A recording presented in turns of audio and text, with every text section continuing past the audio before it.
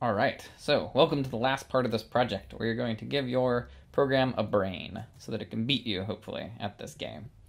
So before you even start this part, hopefully you've finished phase 2, and that means that you have done a couple of things. That is, one, you have run it, and let's see, you've run it, and you can do, for example, manual blue, start, 2, 2, 4, 1, 3, 1, dump. All right, so you should see stuff like this, and it should look roughly like what you'd get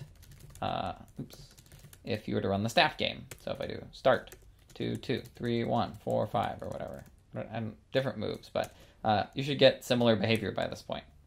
And not just that, but remember those tests that you wrote for this lab here, test 1, test 2? If you run make check with your program using the tests you made for lab, you should find that it passes. That means you're in good shape for phase 2. If it's not passing these tests, I would advise you to fix them before you do the AI. Though I'll make an exception, which is that if you're tracking some silly little corner case in this, I would say it's probably not worth using up your energy and mental effort tracking that at the moment. Though maybe come back to it later. Okay, so that's phase 2. So now that we're doing phase 3, let's talk a little bit about how we might proceed.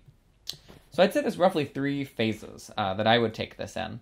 The first is just getting the AI to be able to find and make valid moves at all. It needs to be able to look at the board and say like, oh, I can't use that spot because it's already taken or whatever.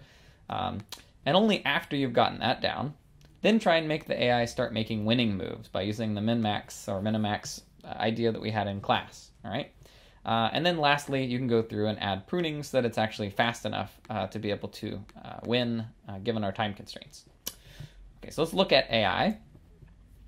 So it looks like this, and there's these kind of daunting whatever these are, but don't think about them yet. And in fact, you might not need to think about them at all.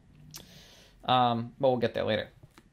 So the very first thing I'd recommend doing is to make it so that we can make any old move. And actually, I should mention something. You'll notice the syntax highlighting, if you're using Sublime, is a little weird. And it's because it gets confused by a class that has a capital name and no access modifier. So I suppose you could do that, and then everything looks nicer. Kind of a weird API thing. I mean, there's actually a funny other fix, by the way, that if you create a comment somewhere that has a semicolon in it, then that also seems to fix it. So I don't know. I guess I'll just do that. Blame Sublime. All right, so now that the syntax looks nice, let's make the most basic move. So we already know in human player roughly how this looks. We want to call the make move method of our game, and maybe let's just make a move at 2-2. And again, as we saw in human player, we need to do get game, I think, dot make move. And so if I do this, and I now try and play my game, I should find that I actually have an AI I can play against.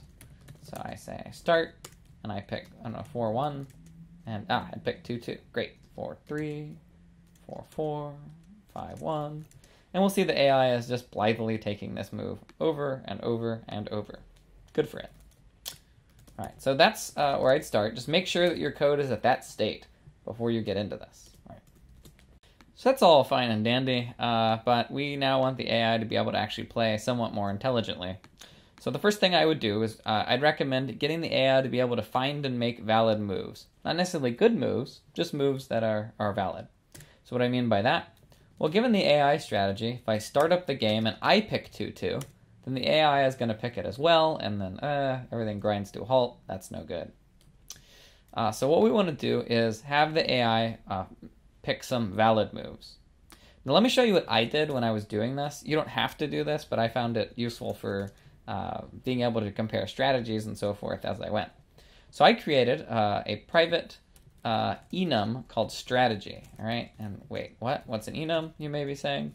Well, let's go back to 2048, and let's look at, I remember we had enums there, and we'll talk about them in class later. It'll be one of our very last Java syntax ideas. So here we have an enum, and it's just, I'm going to copy and paste this, and we'll see how it's useful.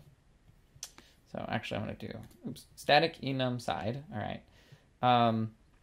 We can make this private. That just means nobody outside is going to use it. And we'll call this strategy. And the strategies will allow our 2-2 and random. All right. And then I'm going to make my own private static final strategy called strategy, and I'm just going to set it equal to strategy.toTo for the moment.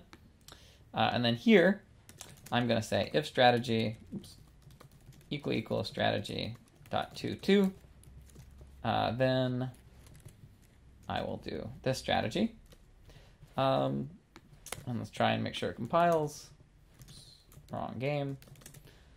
So we run it, and now things will behave just like they were. Now the reason I like this is then I can say, okay, well otherwise if strategy is equal to strategy.random, then I need to go through and do something smarter. So given get game, we can also do get board and so forth, and maybe pick a random move based on what we see on the board. Okay.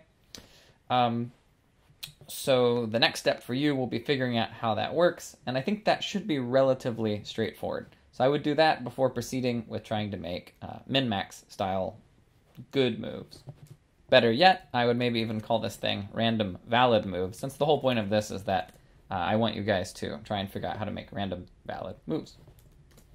Okay, the next phase we'd like to do is make the AI make smart moves. All right, so far, hopefully you've gotten it where the AI can just make random ones. Now we want it to do better. So let me phrase it this way in terms of chess. This first strategy that you might have written, if you're following my video, is the equivalent of saying I always want to move a pawn only, right? So I was going to march him forward, and then eventually I'm going to run out of things to do. So this isn't ever going to get me a win. Random valid was the equivalent of just taking a piece and picking any valid thing. So I pick a knight and I say, you go here. So an even better strategy in chess might be, if I can take an enemy piece, I will always take an enemy piece, right?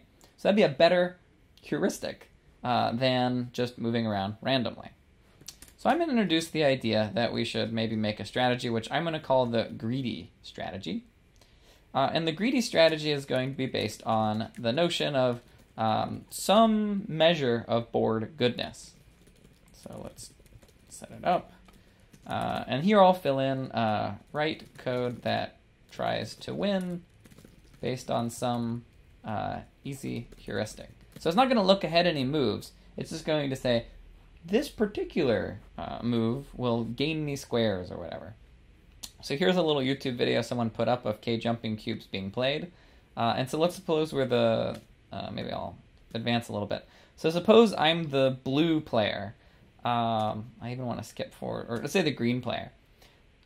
One possible heuristic is that I want to maximize the number of squares on the board that are my color, or something like that. So in that case, I might pick this one, because that will cause me to spill over into this square, this one, this one, this one, this one. So I'm going to get a bunch of room, right? So I would say that this square is favored over, say, this one, because I get more squares. And I also reduce my opponent's number. That heuristic, by the way, is going to be the core of your strategy, even whenever you try and look many moves ahead. So if we look at, there's a function that we highly recommend that you write called static evaluation, which is going to tell you how good is a particular board, all right? So what this strategy should do, the greedy one, is just consider all possible next boards, and then just pick the one that seems the best, right? Not looking any moves ahead.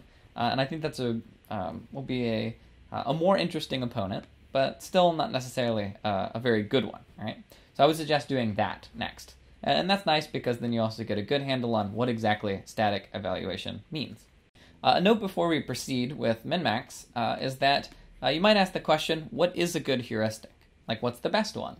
Well, we don't really know, right? I mean, you can try out all kinds of different things. It's up to you. The only thing you really need to do is pick something so that if the static evaluation is higher, then it is a better move for player P than you might imagine. I mean, it's just the best guess. That's what we mean by heuristic. So whatever seems like the best guess. You might also ask, how do I test my heuristic? So if you want, I would maybe say, work out a small example by hand and make sure it works for one or two cases, and that should be fine, right? But I don't think it's worth expending a ton of effort writing really rigorous system-level tests, right? So I think it might be a little silly to try and write test.in and test.out files for this. because I think it'll be a lot of effort. And I think you can probably just get a feeling that it's working with a little more ad hoc approach. That is, play the game up to some state and then show that it finds a move that seems in line with your heuristic. Okay. So that brings us to min-max. All right. This is where your AI is going to get smart and start being able to beat you. So the min-max procedure, what I want you to do before you even dare write the code, all right? So if we look at what it says in AI, it says all of this stuff. Before you even dare write the code, I want you to be able to go through this animation that's on the website that Alex has put together. So to get to it, you go to Materials from the TAs, Alpha Beta Pruning Practice. And I learned right before I did this video that Alex added you can do it in the alpha beta terminology or in cutoff terminology. Oh, I love it. Anyway, Alex, you're a genius. So we play this thing. And I want you guys, again, before you even dare do this, be able to fill out what the numbers are here in each of the levels, right? And you don't necessarily have to understand the cutoff stuff for now, because for the first part of the project, you might, or for the first part of this phase, you might even just consider ignoring cutoffs to make sure that you can get the basic code structure down. But you really, really need to understand where these numbers are coming from, at least, before you get there. Another good example would be go look at the last question on the midterm and make sure that makes sense, okay? Because if you don't get that, you will absolutely be completely unable to write this code, and it will be a miserable experience. If you try and hack it together, like, I kind of get it, I'll figure it out later, please don't do that. It'll be so sad, right? Everything will be horrible. Okay, so what I would do then is fill in min-max, and then play against it and see if it seems better.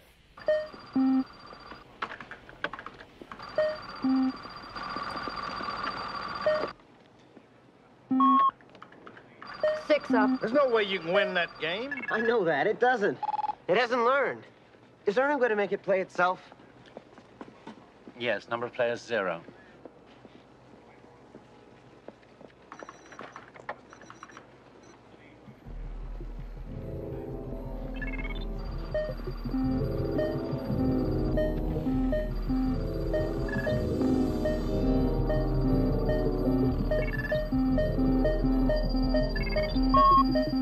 Seven.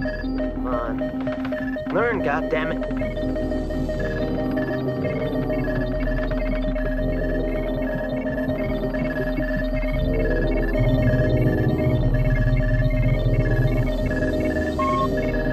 Eight. Must be caught in the loop, storing more and more power from the rest of the system. Okay, so the last bit is to add in pruning, all right? So at that point, make sure you understand why some of these aren't picked, and then add pruning capability, which should earn you a substantial speed up, all right? So I guess another thing I didn't do earlier, I might call this min-max, no cutoff, and then min-max. So you have all these different strategies that work a little differently. Oh, by the way, I should also say a couple more things. One of which is, see how this says to a search depth of D? So you might start that search depth off whenever you make the move up here. If it's too slow without a cutoff, just make D smaller. Keep in mind, though, that your code needs to run pretty well for D equals 3. That is, it needs to find the best answer, or needs to find a win in 4 moves, if possible, and it needs to find avoid a loss, if possible. So eventually you'll need to make it work for D equals 3. Okay, let's see. Yes, the last thing I wanted to mention is, what is all that stuff? All right, so if you look in the spec, you'll see that it says you only get around 15 seconds a move. So we look here, and so 15 seconds a move. Yeah, so don't expect to get more than 15 seconds per move. So if you only go, say, 4 levels deep, and you use this pruning strategy, then I think you'll be perfectly fine. It's pretty much impossible. It's hard to imagine that's going to take more than 15 seconds to do that, right? If you're only going 4 levels deep, that's not that many boards if you're pruning. However, if you want to go to the next level and go even more levels deep, you're welcome to take up to 15 seconds and just keep searching. And so if you want, you can use that trick we used in lecture where we use system.current time milliseconds, for example, and actually track the amount of time you're spending as you go. So that's only if you really want to push things to the next level. And of course, you're welcome to use strategies that are even fancier than min-max if you want. I mean, you can do whatever kind of fancy stuff that's out there involving AIs that we know about. Okay, so that's it for this project, and hey, good luck. I know it's the death march part of the semester, and I hope it's an interesting and educational thing and not just pain.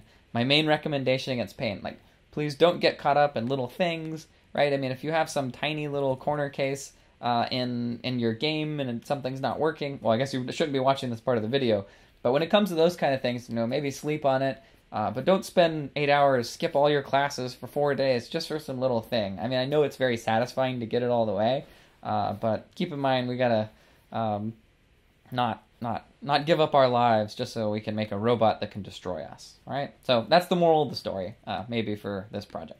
All right, see you next project.